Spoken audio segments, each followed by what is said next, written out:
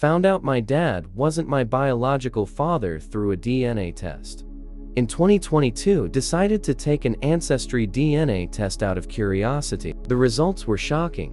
My dad's last name wasn't associated with my DNA father's side at all. However, I still saw my mother's side clearly listed. Confused, I reached out to my mom and asked if the father I grew up with, who had passed away when I was 9, was really my biological father. She insisted he was. Over the next couple of days, I pressed her, knowing the test results didn't lie. Eventually, she admitted the truth. My biological father was an older man she'd been involved with back in 1998. He was our neighbor, someone I had actually seen as a kid.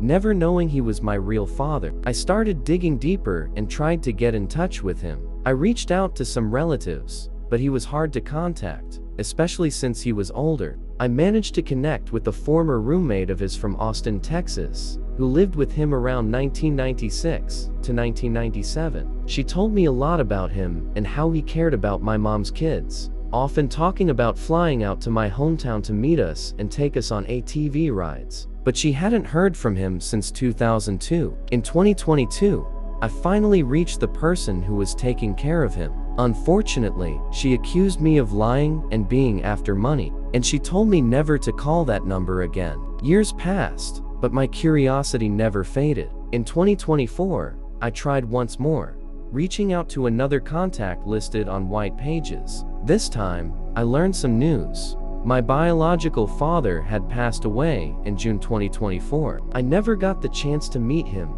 talk to him, or ask the questions I had been carrying for so long. What do you guys think? Let's discuss in the comments. Follow and like for more stories.